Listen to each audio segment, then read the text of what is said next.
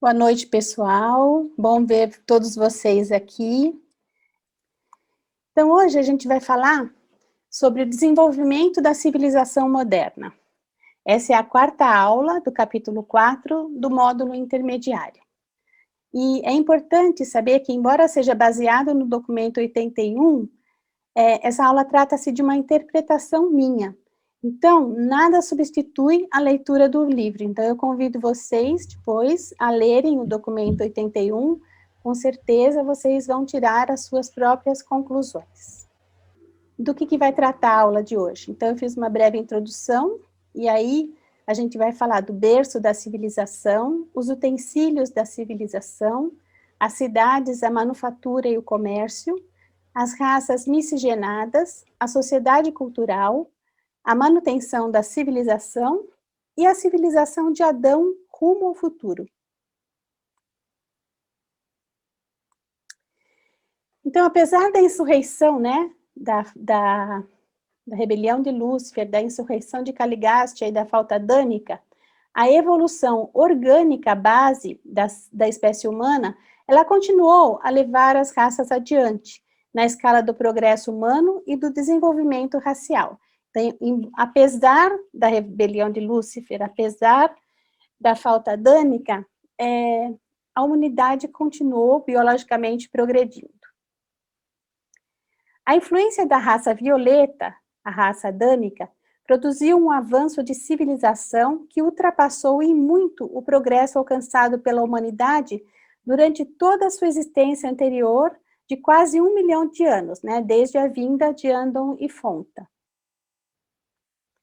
E aí os reveladores dizem, a evolução, ela pode ser retardada, mas não pode ser detida. Então, nada para a evolução. A gente está sempre crescendo, sempre evoluindo. O berço da civilização. Então, durante cerca de 35 mil anos, o berço da civilização foi o sudoeste da Ásia, a Mesopotâmia. E os povos adâmicos, eles mantiveram-se na Mesopotâmia, enviando de lá os seus descendentes para todos os cantos da terra.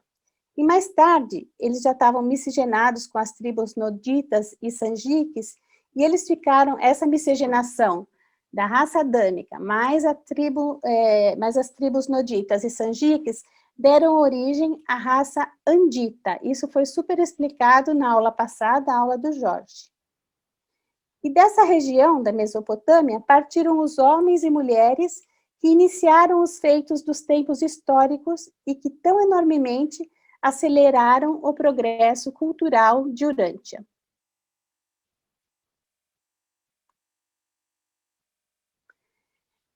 Como já foi dito também nas aulas anteriores, o clima foi um fator bastante decisivo para o estabelecimento da civilização naquela área, pois foram as grandes mudanças climáticas e geológicas do norte da África e no oeste da Ásia que puseram um fim às primeiras migrações dos adamitas, ou seja, dos descendentes de Adão e Eva. Quando se completaram as elevações das terras e se deram as mudanças climáticas há mais ou menos 15 mil anos antes de Cristo, a civilização estava em um estado de paralisação mundial, exceto pelas reservas biológicas dos anditas. Quem eram os anditas? A raça violeta, mais a raça nodita, mais a raça sanjique. E eles ainda estavam confinados a leste pelas montanhas na Ásia e a oeste pelas florestas em expansão na Europa. E aí os reveladores falam assim, a evolução pode ser lenta, mas ela é extremamente eficaz. As mudanças climáticas levaram o homem eurasiano a abandonar a caça. Lembra, primeiro os selvagens eles eram exclusivamente caçadores. Eles deixaram de ser apenas caçadores e eles se tornaram, atendendo os apelos mais avançados do pastoreio e da agricultura, eles começaram a fixar residência em alguns lugares. Antes eles iam atrás da caça, agora eles fixaram residência em alguns lugares, em determinados lugares. E uma coisa interessante é que o lavrador, antigamente, de um certo modo, ele era menosprezado, tanto pelos caçadores quanto pelos pastores. Os caçadores se achavam os heróis, os guerreiros, né? E os pastores também, como lidavam com o animal, eles achavam que eles eram superiores aos agricultores. No entanto, não é bem assim, porque durante idades, o livro fala, cultivar o solo foi considerado inferior. E daí vem a ideia de que o trabalho com o solo é uma maldição. Mas os reveladores falam exatamente o contrário. Eles dizem que cultivar o solo, trabalhar com a agricultura, é a maior de todas as bênçãos. E se a gente se lembrar, mesmo nos dias de Caim e Abel, os sacrifícios feitos pelos pastores, eles eram mais... eles eram tidos numa estima maior do que aquelas oferendas dos agricultores. Então, os agricultores eram meio que desprezados. E Caim e Abel tinham uma rixa sobre isso, né? Porque Caim era agricultor e o Abel era pastor. Então, Abel ficava se vangloriando com relação a Caim.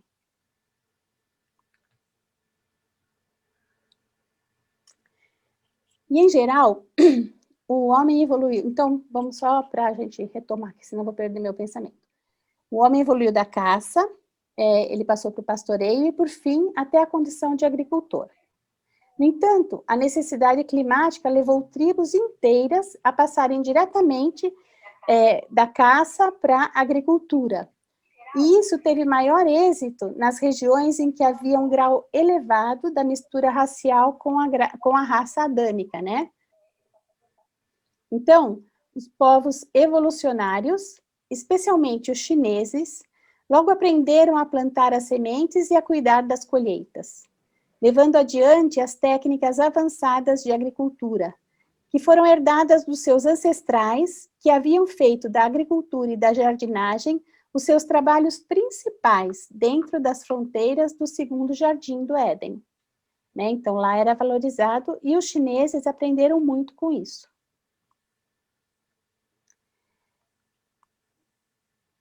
Durante milhares de anos, os descendentes de Adão haviam cultivado o trigo e a cevada, tais como haviam sido aperfeiçoadas no primeiro e no segundo jardim.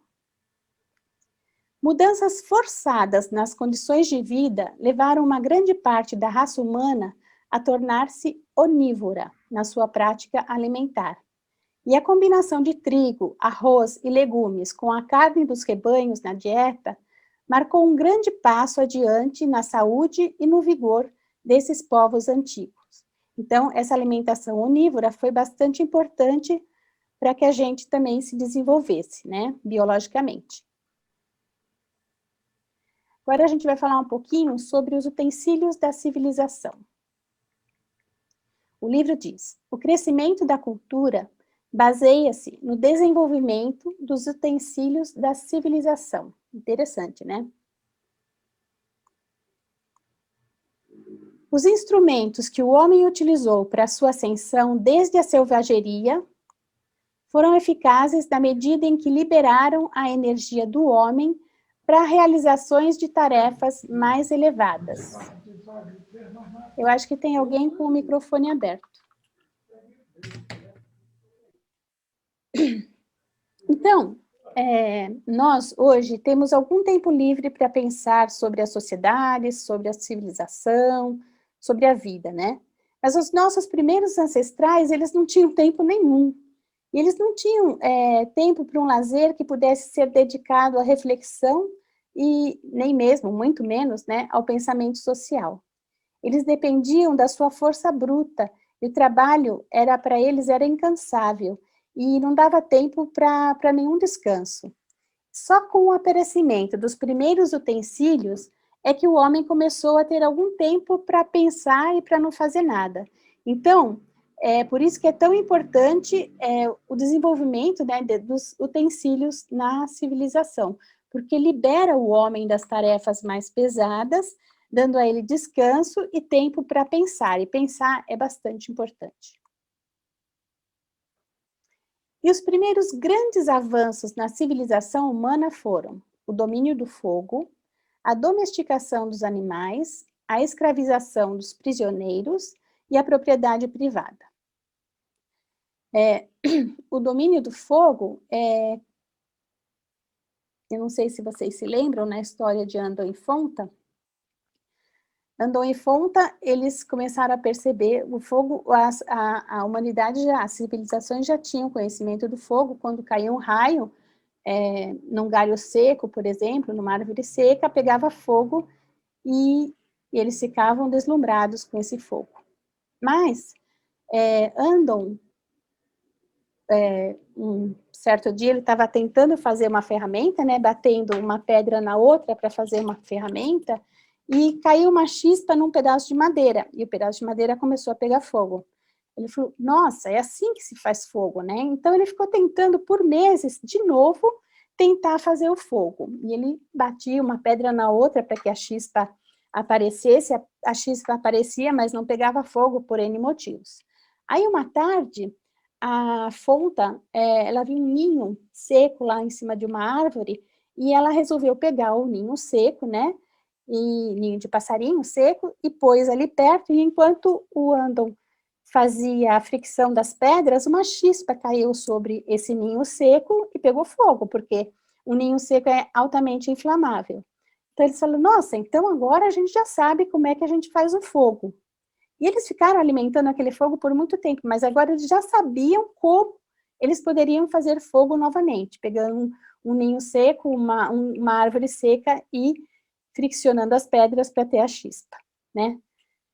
Só que outra coisa bastante interessante, e a gente já leu bastante sobre isso nas aulas que falava das religiões, é que quando o homem não conhece, né, como é que é feita uma coisa, né, quando alguma coisa é desconhecida para o homem, ele logo passa a pensar que é alguma coisa sobrenatural que está acontecendo. E assim foi com o fogo também. Então, os antigos, eles buscavam uma explicação sobrenatural para todos os fenômenos naturais.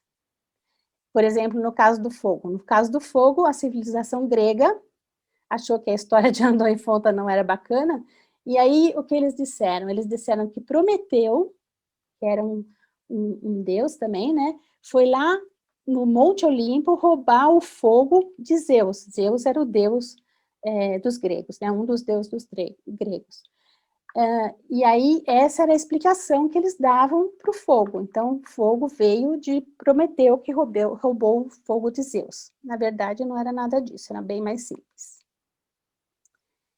Então, o que acontece? Mais tarde, a busca franca, honesta e destemida das causas verdadeiras deu origem à ciência moderna. Então, a astrologia se transformou na astronomia, a alquimia se transformou na química, e a magia se transformou no quê? Se transformou na medicina. Então, acho que todo mundo sabe, mas só para relembrar, a alquimia é o nome da química que era praticada na Idade Média, e que se baseava na ideia de que todos os metais evoluem até virar ouro. E os alquimistas, o que eles tentavam fazer? Eles tentavam acelerar esse processo em laboratório, por meio de experimentos com os elementos da natureza, o fogo, a água, o ar e a terra. O que eles queriam? Eles queriam era descobrir o que eles chamavam de pedra filosofal. E essa pedra filosofal seria capaz de transformar qualquer coisa em ouro. Só que, na verdade, para os alquimistas, a pedra filosofal era um conceito metafórico, que estaria associada à busca espiritual da lapidação da alma humana, né? Então, era mais filosófico. Outra curiosidade também é que os alquimistas eram vistos como pessoas bastante estranhas, né? Com hábitos bastante estranhos. Então, por exemplo, eles passavam horas e horas contemplando uma planta. E parece que a simples observação da natureza fez com que eles percebessem o que hoje diz a física quântica. O que é? Que tudo no universo está interligado, né? Tudo faz parte de tudo. Então, é bastante interessante isso, eu achei.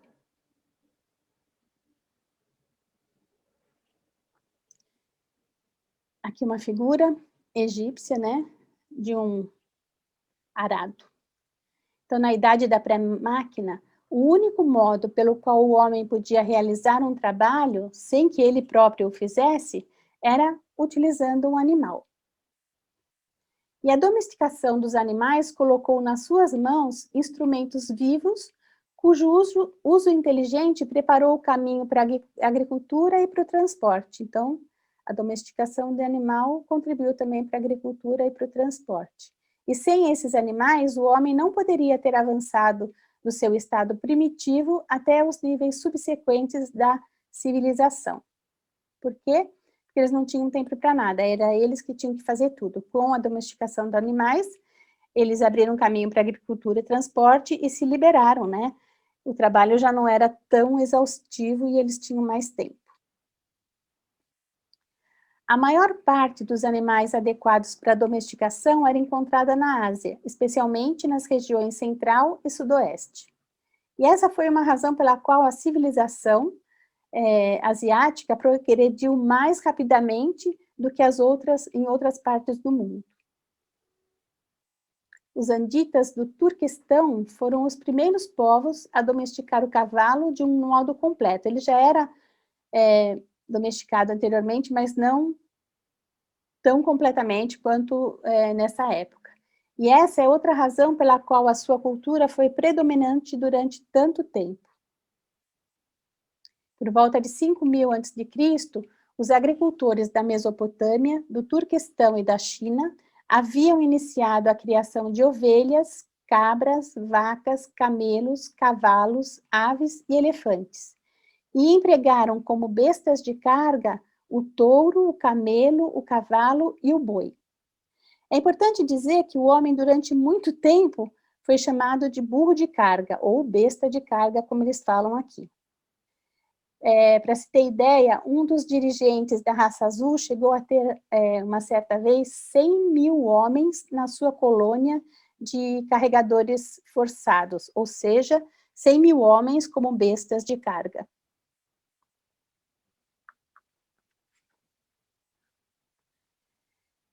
As instituições da escravidão e da propriedade privada de terras surgiram com a agricultura.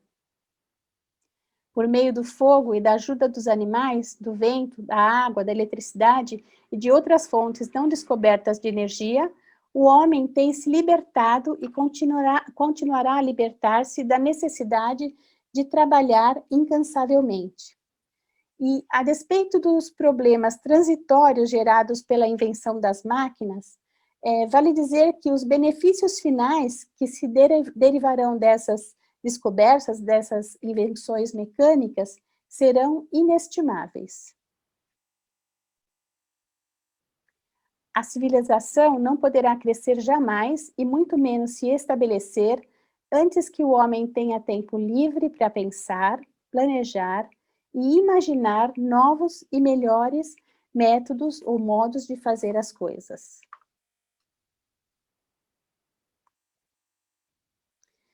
Com relação à moradia, vocês se lembram? O homem primeiro viveu sobre as saliências das rochas ou residiu em cavernas. Depois, ele adaptou os materiais naturais como a madeira e a pedra para criar cabanas para sua família. E, finalmente, ele entrou no estágio criativo de construção da sua casa, né? Ele aprendeu a manufaturar tijolos e outros materiais de construção.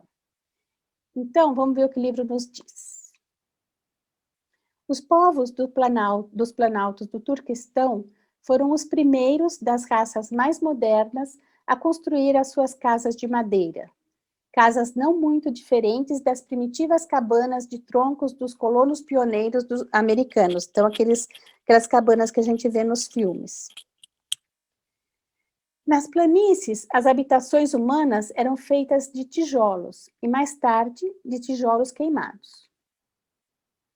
E as raças fluviais mais antigas faziam as suas cabanas colocando troncos altos no chão, circularmente, e os topos eram então colocados juntos e eram entrelaçados com juncos transversais, né? Assemelhando-se a uma cesta invertida. E essa estrutura era tão emplastrada com argila, e depois de secar ao sol, ela resultaria numa habitação muito útil e a prova d'água. E olhem só, foi dessas cabanas primitivas, né, que tinham formato de cesta, que se originou a ideia de confeccionar várias cestas. Foi dentro de um desses grupos que surgiu também a ideia de fazer a cerâmica. Depois que eles observaram que quando eles emplastravam essas molduras, né, das suas casas com argila umedecida e com o sol que batia, elas endureciam. Mais uma vez, uma dessas cabanas pegou fogo, acidentalmente, né? E aí eles perceberam que ficava bastante resistente, né? Que essa argila queimada era bastante resistente. E aí eles começaram a produzir a cerâmica. E a gente vê várias vezes, né, durante o livro, que muitas vezes as artes dos dias antigos, né, se derivam de ocorrências acidentais que ocorreram na vida cotidiana dos povos primitivos. E a cerâmica? Aqui a gente tem um vaso sumério que está exposto lá no Museu do Louvre. A cerâmica foi inicialmente introduzida pela assessoria do príncipe Caligástia, mas a elaboração de vasilhames de cerâmica praticamente cessou durante mais de 150 mil anos até a vinda do casal adâmico. Então, depois da rebelião de Lúcifer, essa elaboração de vasilhames praticamente cessou, e só com a vinda do casal é que foi retomado. Então, apenas os noditas pré-sumérios da costa do Golfo Pérsico continuavam fabricando vasilhames de argila. E a arte da cerâmica foi revivida durante a época de Adão e Eva. E a disseminação dessa arte espalhou-se em ondas sucessivas de aprimoramento de técnica desde a Mesopotâmia até o hemisfério oriental.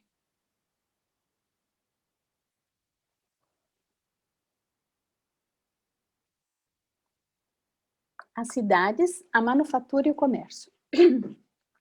Há cerca de 12 mil anos antes de Cristo, o clima compeliu os homens a recorrerem às novas formas de indústria e de manufatura bruta.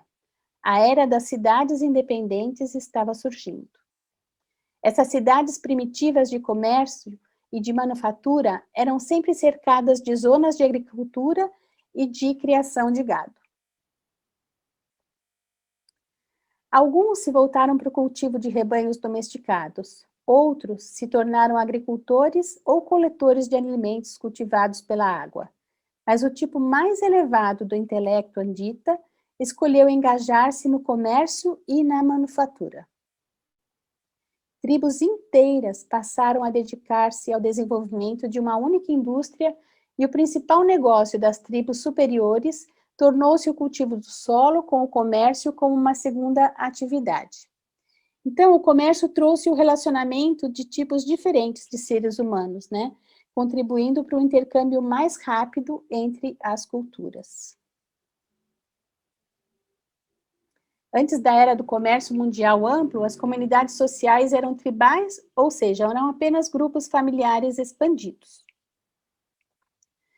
E aí o livro fala: o crescimento do comércio e da manufatura de matérias básicas para vários artigos serviu útil e diretamente para culminar naquelas comunidades primitivas semi-pacíficas que de tanta influência foram na disseminação da cultura e das artes da civilização. E aí eles falam várias vezes: o comércio propiciou o intercâmbio entre as culturas. Então, eles dizem que as conquistas militares, a colonização e as empresas missionárias fomentadas pelas religiões posteriores foram fatores importantes na disseminação da cultura, mas o fator mais importante na disseminação da cultura foram as relações do comércio. Então, eles, várias vezes, durante esse documento, eles tocam nesse ponto. E o uso difundido de metais era uma das características dessa era das primeiras cidades industriais e comerciais. Os anditas, muito cedo, aprenderam a trabalhar com o ferro, com o ouro e também com o cobre. O ouro foi o primeiro metal a ser procurado pelo homem. Ele era fácil de trabalhar e, inicialmente, ele era usado apenas como ornamento. O cobre foi o próximo a ser empregado, entretanto, não de um modo mais amplo, antes de ser misturado ao estanho para fazer o bronze, de maior dureza. E uma curiosidade é que a descoberta do bronze foi feita por um dos Adamsonitas, ou seja, um dos filhos de Adamson, que é o primeiro primogênito de Adão e Eva, por um dos Adamsonitas lá do Turquestão. Ele tinha uma mina de cobre nos Planaltos, né? E essa mina de cobre estava localizada bem pertinho de uma mina de estanho. E aí, enquanto ele pegava o cobre, muitas vezes ele pegava o estanho junto, e quando ele ia fundir, ele criava uma liga com maior dureza, que era o bronze. E aí ele começou a se utilizar disso.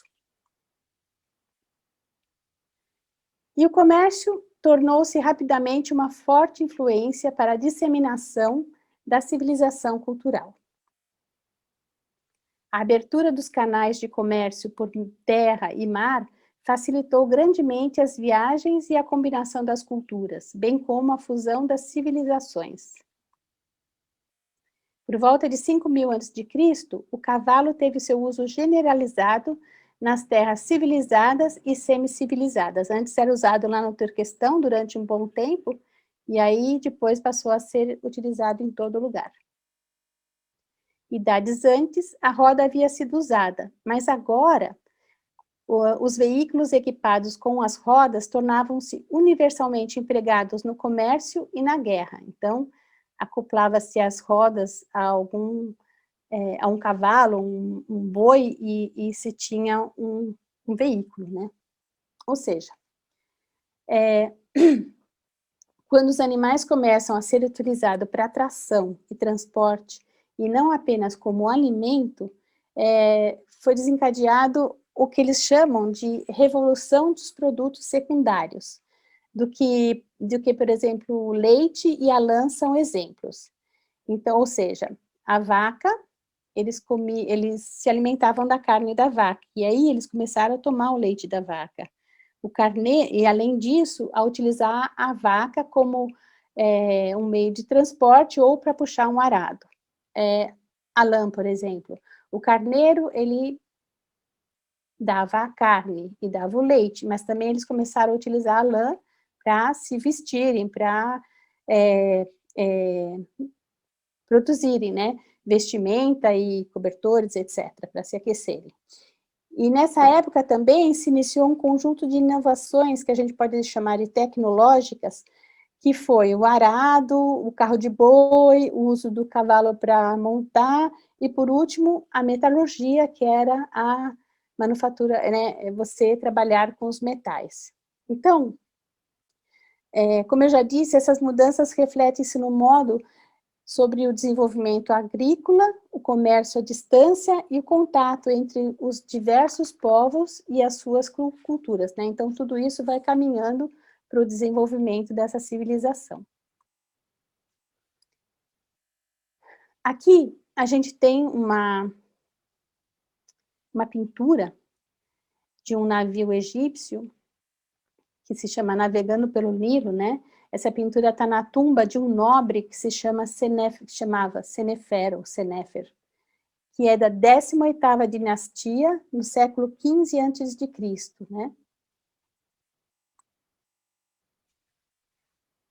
E aí o livro de Urântia conta para a gente que a infusão do sangue adâmico nas raças humanas não apenas acelerou o ritmo da civilização, como estimulou também grandemente as suas tendências para aventura e para exploração.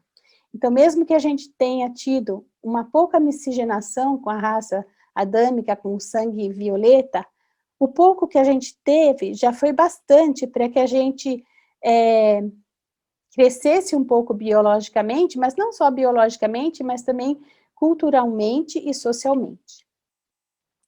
Então, logo depois disso, a maior parte da Eurásia e do norte da África estaria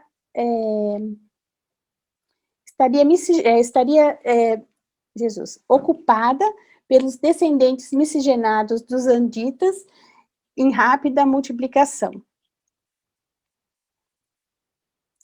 E agora a gente vai falar um pouquinho sobre essas raças miscigenadas. Cada uma das raças de Urântia foi identificada por certas características físicas distintas. O Jorge também falou um pouco disso, então eu não vou me estender bastante, tá? Os adamitas e os noditas tinham uma cabeça longa, os andonitas tinham uma cabeça larga, as raças sanjiques tinham cabeças de tamanho mediano, sendo que os homens amarelos e os azuis tendiam a ter a cabeça larga. As raças azuis, quando combinadas com a linhagem andonita, ficavam com as cabeças grandes. E os sanjiques secundários, laranja, verde e índigo, tinham a cabeça de um tamanho mediano ou longo. Com relação ao corpo, no desenvolvimento inicial das raças de Urântia, haviam originalmente 5 tipos distintos de estrutura de esqueleto. Então, a raça andônica, que era a raça dos aborígenes de Urântia, tinha um tipo de esqueleto. A raça dos sanjiques primários, que eram os homens vermelhos, amarelos e azuis, tinha uma outra estrutura de esqueleto. A raça dos sanjiques secundários, alaranjados, verdes e índicos, outra. A dos noditas, que eram os descendentes dos dalamatianos, tinha uma outra estrutura. E a dos adamitas, que eram a raça violeta, né, os descendentes de Adão e Eva, tinham ainda uma outra estrutura de esqueleto. E aí, os reveladores falam para a gente que à medida que nós formos desenterrando os remanescentes humanos dos últimos 20 mil anos, será impossível distinguir claramente esses 5 tipos originais, porque eles se miscigenaram muito, né? E o estudo dessas estruturas ósseas revelará que a humanidade está agora dividida em aproximadamente 3 classes. Então, depois de toda essa miscigenação, a humanidade está mais ou menos dividida em 3 classes, que são a caucasoide, que é a mistura andita das linhagens noditas e adâmicas, modificadas posteriormente pela mistura com os sanjiques primários e alguns secundários, e por um cruzamento andônico, né, de Ando e Fonta, considerável. As raças brancas ocidentais, junto com alguns povos indianos e turanianos são os grupos de povos da Rússia meridional e do Turquestão, de raça branca com traços mongólicos. Então, alguns povos indianos e turanianos estão incluídos nesse grupo de caucasoide. O fator de unificação dessa divisão é a maior ou menor proporção da raça, né, andita, nessa miscigenação. Então, alguns exemplos, né, são os nórdicos, os dinamarqueses, os mediterrâneos, os suíços, os ucranianos, os turcos, os beduínos e os afegãos. Essa foi uma classificação de tipos caucasianos segundo Lexicon, 1932. Segundo tipo seria a mongoloide, tipo de sanjique primário, ou seja, as raças originais vermelha, amarela e azul. Os chineses e os ameríndios pertencem a esse grupo. Na Europa, o tipo mongoloide foi modificado pela mistura com os sanjiques secundários e pela mistura andônica. Então, o sangue vermelho, verde, amarelo, verde, laranja e índigo, e mais a raça de Ando e Fonta. E mais ainda pela infusão do sangue andita. Os povos malaios e outros povos indonésios estão incluídos nessa classificação, embora contenham uma alta percentagem de sangue sanjique secundário. Então, alguns exemplos de tipo, né? Mongoloide, japoneses, chineses, a maioria dos asiáticos, em resumo. E, por fim, a negroide, que é o tipo sanjique secundário, que originalmente incluía a raça alaranjada, a verde e a índigo. Esse tipo é mais bem ilustrado pela raça negra e será encontrado na África, na Índia e na Indonésia, e nos locais em que as raças Sanjik secundárias estiveram localizadas. E aqui, algumas imagens de várias tribos africanas. Então, resumindo, no norte da China, há uma certa combinação dos tipos caucasoide e mongoloide. No Levante, ou seja, no Oriente Médio, os caucasoides e os negroides mesclaram-se entre si. Na Índia, como na América do Sul, todos os três tipos estão representados, caucasoide, mongoloide e negroide. E as características dos esqueletos desses três tipos que sobrevivem ainda perduram e ajudam a identificar os ancestrais mais recentes das raças humanas dos dias atuais. Agora a gente vai falar um pouquinho sobre a sociedade cultural. Pessoal, se alguém tiver alguma pergunta, tem que falar em voz alta, porque eu não consigo ver se vocês levantam a mão, tá bom? Então, aqui tem uma estátua, né, da deusa de Ugarit. Ela é feita em marfim, no século 13 a.C., e está lá no Museu do Louvre. A evolução biológica e a civilização cultural não estão necessariamente correlacionadas. A evolução orgânica pode continuar em qualquer idade, mesmo em meio à decadência cultural. A evolução pode avançar na ausência da cultura, mas a civilização cultural não floresce sem um respaldo adequado de progresso racial anterior.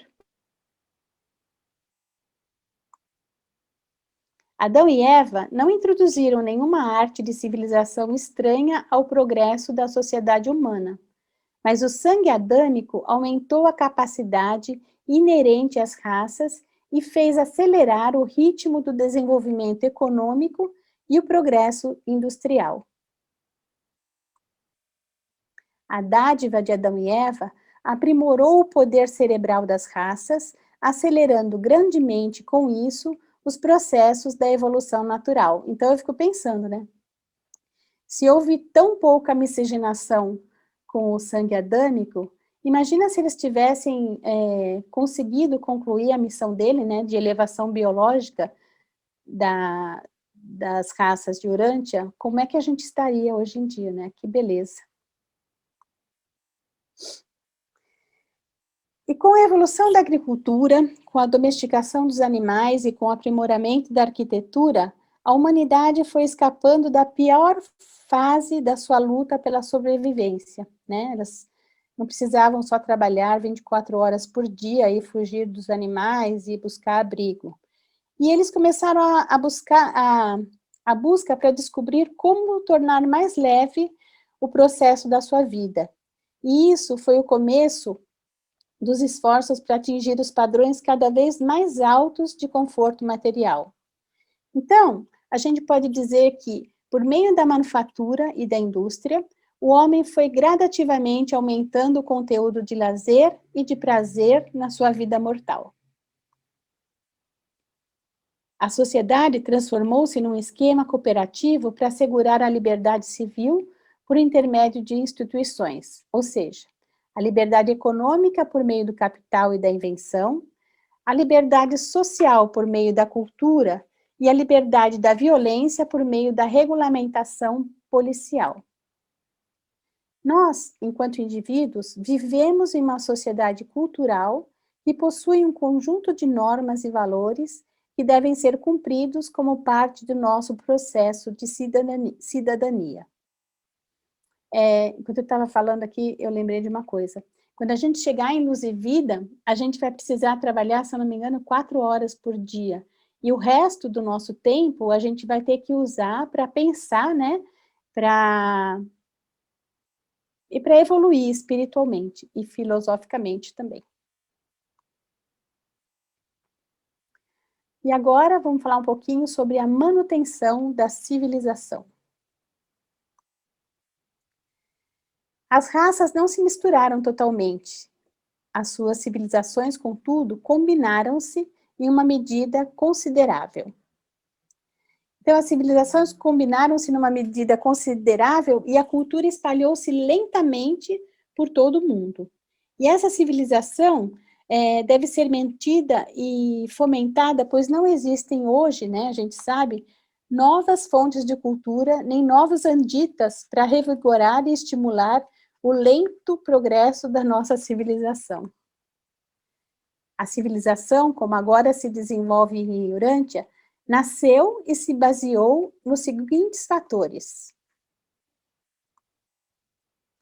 as circunstâncias naturais. A natureza e a extensão da civilização material é em grande medida determinada pelos recursos naturais disponíveis. Olha nós com a floresta amazônica.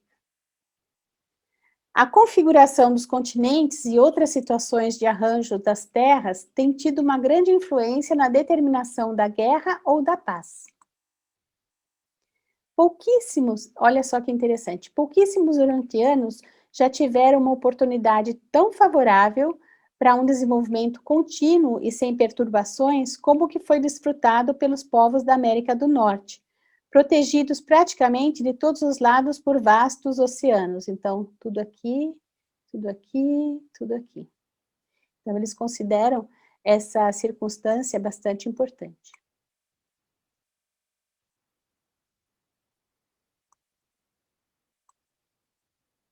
Os bens de capital. Durante os tempos primitivos, a vida de Urântia era uma questão séria e sombria, né? Eles, como a gente já falou, eles viviam buscando alimentos, caçando, fugindo de animais, tentando preservar a sua família, buscando abrigo, etc. E foi para escapar dessa luta e desse trabalho interminável que alguns povos adotou a tendência constante de deslocar-se para as áreas tropicais, né, para os trópicos. No entanto, é interessante a gente dizer que, ainda que essas zonas mais quentes proporcionassem algum alívio na luta pela existência, pela sobrevivência, é interessante que as raças e as tribos que buscaram essa comodidade dos trópicos, né, dos locais mais quentes, elas raramente utilizaram seu tempo livre para o avanço da civilização. Então, eu lembro que, não nesse documento, mas em outros que a gente já estudou, o livro fala várias vezes também que é na adversidade que a gente cresce, né? Então, aqueles que procuravam os trópicos, embora tivessem uma vida mais tranquila, eles não usaram esse tempo a mais que eles tiveram para evoluir, enquanto que aqueles que estavam na adversidade, muitas vezes, cresceram mais do que eles. Então, o livro fala: o caráter individual, de valor moral e espiritual, pode ser adquirido na ausência da riqueza material. Mas uma civilização cultural apenas deriva-se das condições de prosperidade material que fomentam o lazer, só que o lazer combinado à ambição. Então, se ele tem tempo para pensar, ele tem tempo para pensar, mas ele tem tempo para pensar em coisas que vão fazer ele crescer, que vai fazer a população crescer, a família dele crescer, ou seja, ele tem que sempre estar progredindo. O progresso social invariavelmente tem surgido dos pensamentos e planos daquelas raças que têm aprendido, mediante o seu trabalho inteligente, como conseguir viver da terra com menos esforço e com dias mais curtos de trabalho, ficando assim capazes para desfrutar de uma margem bem merecida e proveitosa de lazer. Outro fator é o conhecimento científico. Então, os aspectos materiais da civilização devem sempre aguardar a acumulação de dados científicos. Depois da descoberta do arco e da flecha e da utilização da força animal, muito tempo se passou até que o homem aprendesse a aproveitar o vento e a água, vindo em seguida o emprego do vapor e da eletricidade. Lentamente, as ferramentas da civilização vão se aprimorando. A tecelagem, a cerâmica, a domesticação dos animais e a metalurgia foram seguidas pela idade da escrita e da imprensa. Conhecimento é poder. Aqui tem uma ilustração de Gutenberg, né, e da prensa. Ele foi inventor da prensa. Ele viveu em 1400 a 1468. A invenção sempre precede a aceleração do desenvolvimento cultural numa escala mundial. A ciência e a invenção beneficiaram-se mais do que tudo da imprensa escrita. E a interação de todas essas atividades culturais e inventivas acelerou enormemente o ritmo do avanço cultural. A ciência ensina o homem a falar a linguagem nova da matemática e adestra o seu modo de pensar em linhas de precisão exatas. E a ciência também estabiliza a filosofia por meio da eliminação do erro, enquanto purifica a religião ao exterminar a superstição. Então, antigamente, há muitos anos antes da invenção da imprensa, o conhecimento era passado boca a boca, né? Claro que existiam os manuscritos, mas com o advento da imprensa, se popularizou mais os livros e os documentos, e você tinha condições de fazer num volume maior, né? A impressão, ela permite que você imprima a mesma coisa milhões de vezes. Então, é por isso que eles falam que a imprensa escrita, ela beneficiou a ciência e a interação de todas as atividades culturais. Outro fator são os recursos humanos. E aí eles falam que a força de trabalho do homem é indispensável à disseminação da civilização. Em condições de igualdade, um povo numeroso dominará a civilização de uma raça menos numerosa. Uma nação que fracassa no crescimento da sua população impede, até certo ponto, a plena realização do destino nacional. Então, está faltando mão de obra. Mas, sempre tem um mas, há um ponto a partir do qual um crescimento maior da população torna-se suicida. O excesso de população propicia um rebaixamento nos padrões de vida ou uma expansão imediata das fronteiras territoriais, por meio da penetração pacífica ou da conquista militar e da ocupação forçada. Então, é daí que advêm as guerras também, né? Porque se um país tem uma população, hoje em dia não é mais por esse motivo, mas foi há muitos anos atrás, no século XVII, XVI, XVII, XVIII. Então, as guerras aconteciam, e XIX, as guerras aconteciam em função da necessidade de uma expansão territorial. E aí eles dizem assim: vós vos espantais algumas vezes com as devastações da guerra, mas devias reconhecer a necessidade da produção de mortais em grandes quantidades, de modo a proporcionar a ampla oportunidade para o desenvolvimento social e moral. Então, você tem que ter mão de obra suficiente para fazer essa civilização crescer. Mas, com tal fertilidade planetária, o problema sério da superpopulação logo ocorre. Na sua maior parte, os mundos habitados são pequenos e Urântia está dentro da média, talvez seja até um pouquinho menor. A estabilização da população nacional eleva a cultura e impede a guerra. E é sábia a nação que sabe quando cessar o seu crescimento. Então, hoje até eu estava ouvindo que a China está permitindo agora que os casais tenham 3 filhos. Então, houve uma época em que era permitido ter só um filho. Acho que no começo dos anos 2000, eles permitiram que os casais tivessem 2 filhos, porque a população lá é bastante grande. E agora, eles estão permitindo que eles tenham 3 filhos. Por quê? porque a população chinesa também está envelhecendo muito, né, então a mão de obra está acabando, e eles estão precisando de mais gente.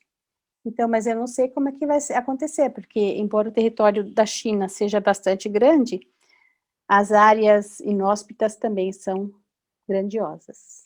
Então, não sei como eles vão fazer, mas eles já permitem, ontem, hoje, eu vi essa notícia, eles já permitem que os casais tenham 3 filhos. E aí os reveladores falam, um continente rico em depósitos naturais e avançado em equipamentos mecânicos terá pouco progresso se a inteligência do seu povo estiver em declínio.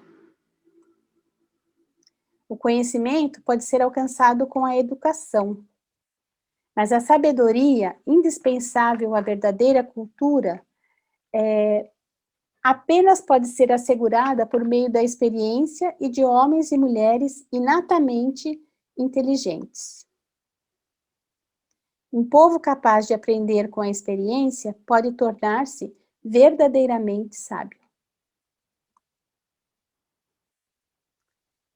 O quinto fator é a eficácia dos recursos materiais. Então, muitas coisas dependem da sabedoria, da utilização dos recursos naturais, do conhecimento científico e dos bens de capitais e também dos potenciais humanos, né?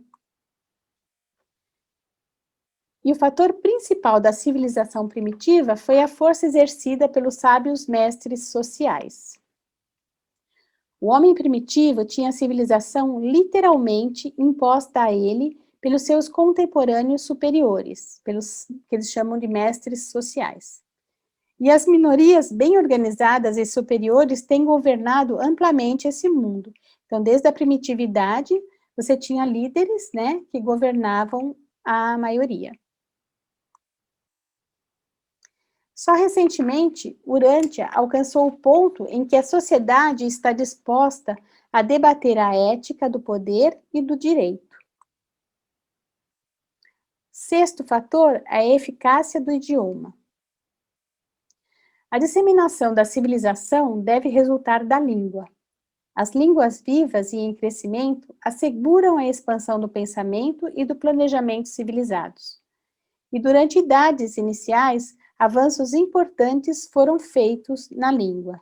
E hoje é uma grande necessidade de maiores desenvolvimentos linguísticos para facilitar a expressão do pensamento que evolui. E essas línguas, elas evoluíram a partir de associações grupais. E cada grupo local desenvolvendo o seu próprio sistema de troca por meio de palavras. As línguas cresceram por intermédio de gestos, sinais, gritos, sons imitativos, entonação e acentos na vocalização dos alfabetos subsequentes. O idioma é a ferramenta mais importante para o homem e a mais útil ao pensamento. No entanto, nunca floresceu antes que os grupos sociais conquistassem algum tempo de lazer. Interessante, né? A tendência de brincar com as palavras desenvolve novas palavras, a gíria corrente. E a origem dos dialetos é ilustrada pela indulgência para com o linguajar infantil em um grupo familiar. Então, a gente fica falando com as crianças de um jeito mimimi, e aí isso vai se transformando em dialetos, né? Aquela família fala daquele jeito, e a outra família fala do outro jeito. E quando você vê, regiões falam de um jeito, o sul fala, tem alguns dialetos que o nordeste não tem, o nordeste tem outros que o sudeste não tem, e assim por diante. As diferenças entre as línguas têm sido sempre a grande barreira à expansão da paz. Uma língua universal promove a paz, assegura a cultura e aumenta a felicidade. Atualmente, existem mais de 6.500 idiomas no mundo, então a gente está longe de ter uma língua universal. Mesmo quando os idiomas de um mundo ficam reduzidos a poucos, a mestria desses idiomas pelos povos de liderança cultural influencia poderosamente a realização de uma paz e de uma prosperidade de alcance mundial. Embora em Urante haja pouquíssimo progresso em desenvolver um idioma único, muito tem sido realizado pelo estabelecimento das trocas no comércio internacional. E essas relações internacionais deveriam ser fomentadas, pois elas envolvem os idiomas, o comércio, a arte, a ciência, os jogos competitivos e a religião. Então, em Urante, a gente está bem longe, como eu já disse, de ter um idioma único, né? Mas as relações internacionais poderiam fazer esse papel de unificação.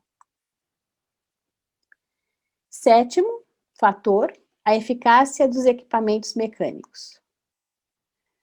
O progresso da civilização está relacionado diretamente com o desenvolvimento e a posse dos equipamentos, máquinas e canais de distribuição.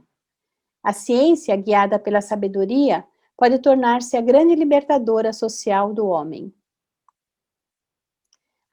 Uma idade mecânica pode tornar-se desastrosa apenas para uma nação cujo nível intelectual é baixo demais, para que se descubram os métodos sábios e as técnicas confiáveis ao ajustamento às dificuldades de transição que advêm da perda súbita do emprego por parte das grandes populações, em consequência da invenção rápida demais de novos tipos de maquinários economizadores de mão de obra. Então, naquelas civilizações, civilizações em que haja um nível intelectual baixo demais, realmente a eficácia dos equipamentos mecânicos pode ser um problema. É o nosso caso no Brasil hoje. Exatamente, é o nosso caso no Brasil, né? Triste isso. Cada vez mais defasados em relação à educação, né? E a maioria da população perdendo seus empregos para a inovação mecânica. Oitavo fator, o caráter da vanguarda.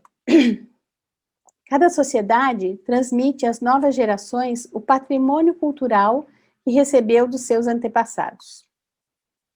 Nessa tarefa de passar o bastão cultural para a próxima geração, o lar será sempre a instituição básica e mais importante. Em seguida, vem a vida social e os jogos. E olha só, e a escola vindo por último, sendo, contudo, igualmente indispensável em uma sociedade complexa e altamente organizada. Por exemplo, né, eles dizem, o bebê humano nasce sem uma educação. Por conseguinte, o homem possui a propriedade de, pelo controle educacional da geração mais recente, poder modificar grandemente o curso evolucionário da civilização. E aí eu penso, por exemplo, na Coreia do Sul, né, que tinha índices educacionais baixíssimos e que há, sei lá, 50, 60 anos resolveu investir em educação e hoje é um dos países intelectualmente mais de ponta, né? No século XX, as influências que mais contribuem para o avanço da civilização e da cultura são o crescimento marcante da mobilidade mundial do homem e o aprimoramento sem paralelos dos meios de comunicação. Contudo, o aprimoramento da educação não se manteve à altura da estrutura social em expansão. Nem a valoração moderna da ética desenvolveu-se à altura do crescimento feito em direções mais puramente intelectuais e científica. A civilização moderna está estagnada quanto ao desenvolvimento espiritual, bem como quanto à salvaguarda da instituição do lar. Isso lá no começo do século passado, né, de 1900. Imagina agora, tudo isso que a gente está vendo. Nono fator, os ideais raciais. Os ideais de uma geração esculpem os canais de destino da posteridade imediata. A qualidade da vanguarda social determinará se a civilização irá para frente ou para trás. Os lares, as igrejas e as escolas em uma geração predeterminam a tendência do caráter da geração subsequente.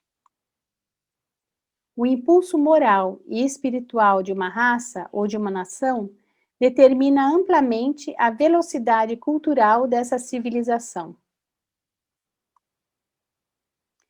A inteligência pode controlar o mecanismo da civilização.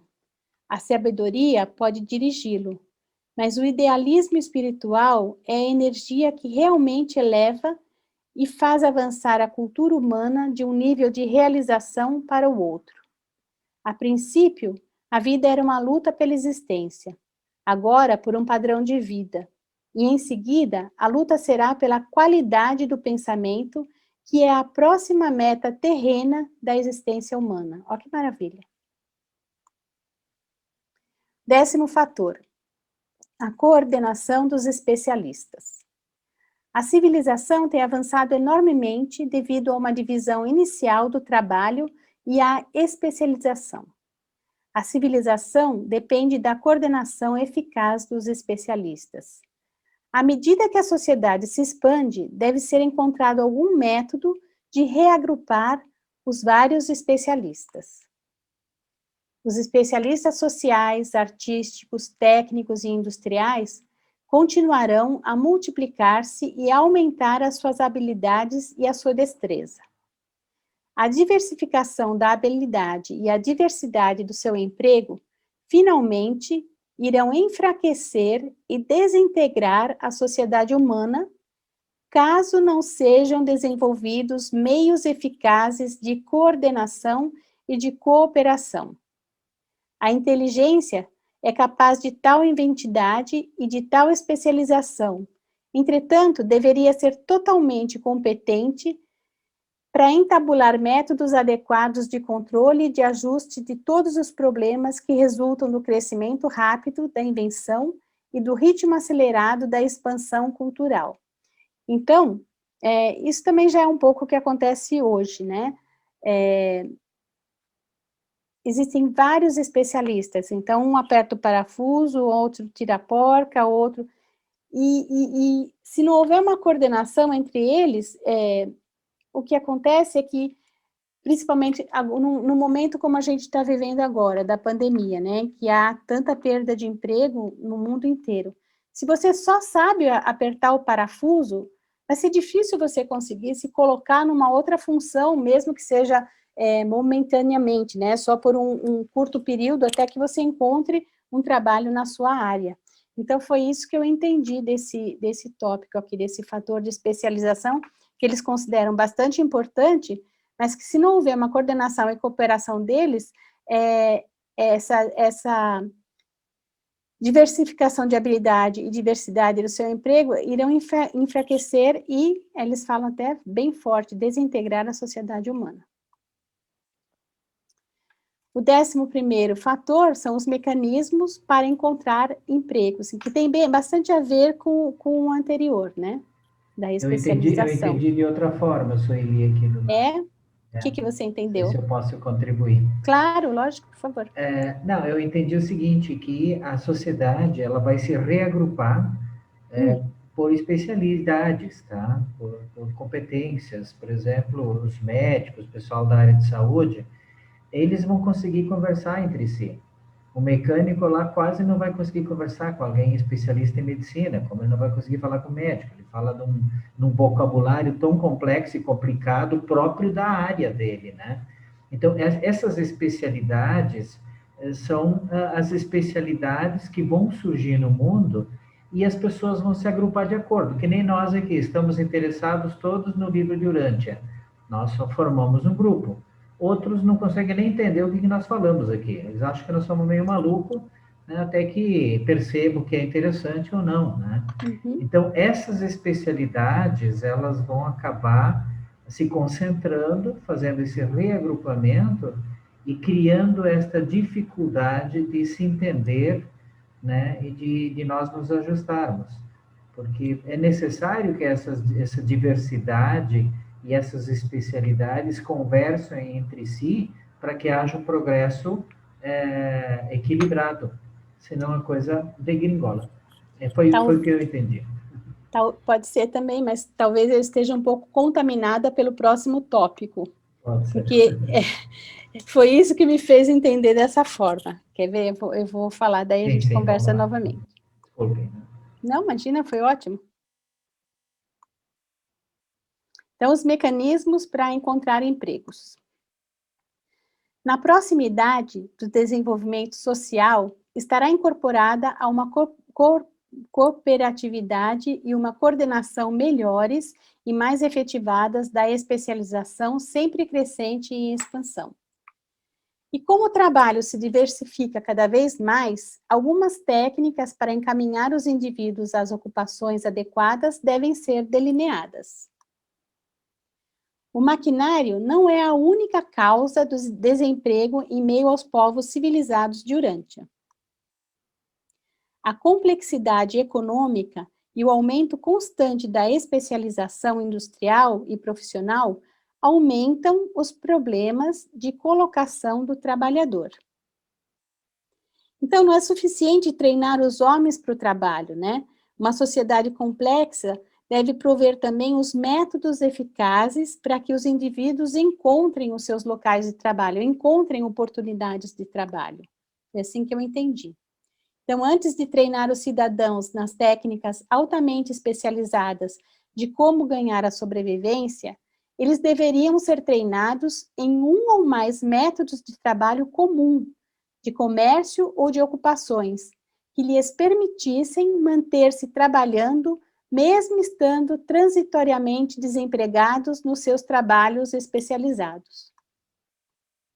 Nenhuma civilização pode sobreviver sustentando por muito tempo grandes grupos de desempregados.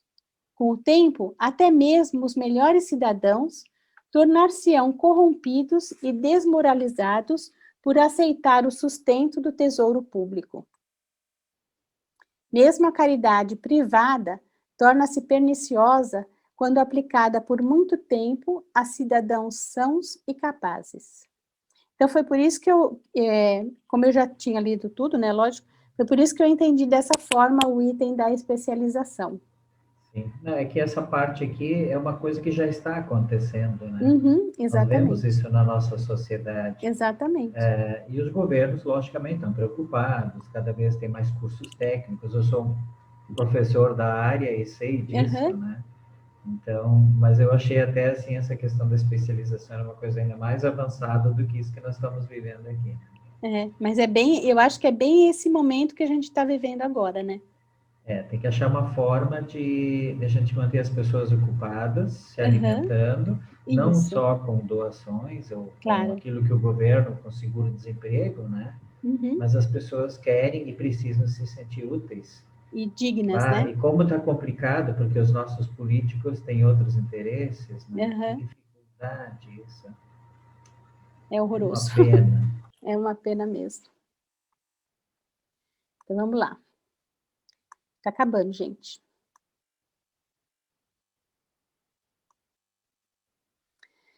A disposição é o 12º fator, a disposição de cooperar. Um dos grandes obstáculos ao progresso da sociedade humana é o conflito entre os interesses e o bem-estar dos grupos humanos maiores e mais socializados e o das associações humanas menores de mente opositora e associal, para não mencionar os indivíduos isolados e de mentalidade antissocial. Para que a civilização mundial seja mantida, depende-se de que os seres humanos aprendam a viver juntos, em paz e em fraternidade. Aí os reveladores dizem: nenhuma civilização nacional perdura a menos que os seus métodos educacionais e os seus ideais religiosos inspirem um tipo elevado de patriotismo inteligente e de devoção nacional. Sem essa espécie de patriotismo inteligente e de solidariedade cultural, todas as nações tendem a desintegrar-se devido aos ciúmes provincianos e aos interesses egoístas locais. Então, cada nação olhando para o próprio umbigo. 13º fator, uma liderança eficiente e sábia. A civilização depende muito do espírito entusiasta de uma liderança poderosa. As civilizações culturais do passado e do presente tem se baseado na cooperação inteligente dos cidadãos para com os líderes sábios e progressistas. E até que o homem evolua até níveis mais elevados, a civilização continuará a depender de uma liderança sábia e vigorosa. As grandes civilizações nascem de uma correlação sagaz entre a riqueza material, a grandeza intelectual, o valor moral, a astúcia social e o discernimento cósmico. Então, os reveladores, em alguma parte do livro, dizem que 10 homens são de pouco mais valia do que um só, para levantar um grande peso, a menos que esses 10 homens o levantem juntos e ao mesmo tempo. Então, o trabalho de equipe, a cooperação social, depende de uma liderança, né? Dessa liderança eficiente e sábia, que está difícil de encontrar. 14º fator, as mudanças sociais. A sociedade não é uma instituição divina, é um fenômeno da evolução progressiva do homem. E o progresso da civilização é sempre retardado quando seus líderes são lentos em fazer as mudanças na organização social, essenciais para que seja acompanhado o ritmo dos desenvolvimentos científicos da época. As coisas não deveriam ser desprezadas apenas porque são velhas. Nenhuma ideia deveria ser incondicionalmente adotada apenas porque é original e nova. Então, hoje em dia, principalmente aqui no Ocidente, a gente vê bastante isso, né? O desprezo por tudo aquilo que é velho, mais antigo, e a idolatria pelo novo, até fisicamente. Então, nenhuma grande mudança social ou econômica deveria ser realizada subitamente, porque o tempo é essencial a todos os tipos de ajuste humano, o físico, o social ou o econômico. E apenas os ajustes morais e espirituais podem ser feitos no impulso do momento. E mesmo esses requerem o passar do tempo para que ocorra a manifestação plena das suas repercussões materiais e sociais. Os ideais de uma raça são o apoio e a segurança durante os tempos críticos em que a civilização estiver na transição de um nível para outro. A prevenção no colapso da transição é o 15º fator. Então, a sociedade, como a gente viu até agora, é o fruto de idades após idades de tentativa e erro de experimentação.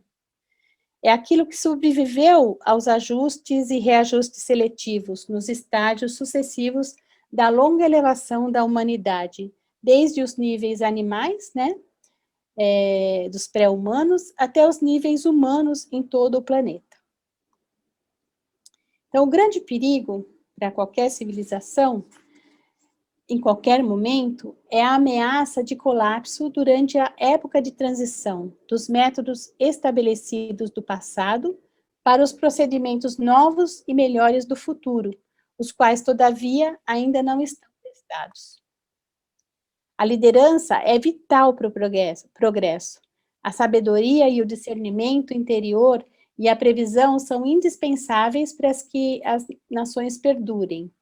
E a civilização só está realmente em perigo quando as lideranças sábias começam a desaparecer. E aí tem um fator bastante importante, que é a quantidade dessa liderança sábia nunca excedeu a 1% da população. Vejam só. E, por fim, a civilização de Adão rumo ao futuro. E assim a civilização evolucionária de Adão e Eva caminhou até o ponto que culminou com a cultura de expansão rápida iniciada no século XX. E apenas mediante a sua adesão a esses fatores essenciais é que o homem pôde esperar manter as suas civilizações atuais, contribuindo ao mesmo tempo para o desenvolvimento contínuo e para a sobrevivência segura delas. Então, o livro fala, essa é a tendência da luta longuíssima dos povos da Terra para implantar a civilização desde a idade de Adão e Eva. A cultura dos dias atuais é o resultado dessa evolução ardorosa, né, tão sofrida desde Antoine Fonta até agora. Antes da invenção da imprensa, o progresso era relativamente lento, pois uma geração não podia tão rapidamente beneficiar-se das realizações dos seus predecessores, eles não tomavam conhecimento, né, dessas realizações. E agora, com o advento da era digital, a sociedade humana está saltando para frente sob a força do impulso acumulado de todas as idades pelas quais a civilização tem lutado. Então, ao toque de um botão no computador, você consegue acessar a praticamente todo o conhecimento que existe. Montavani cai toda hora, tadinho. E era isso. Muito obrigada. Desculpa por ser tão extensa, mas era extenso tudo isso.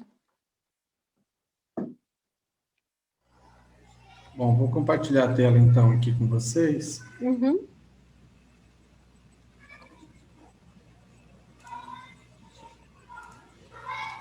Vocês estão vendo aí? Sim. Uhum.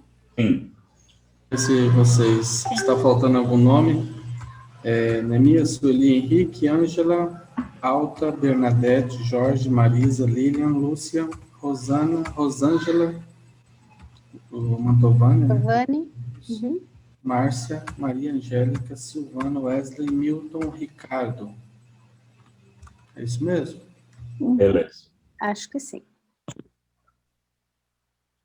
Então vamos lá, 1, 2, 3. Já. Ricardo. Ricardo. Ricardo está na sala.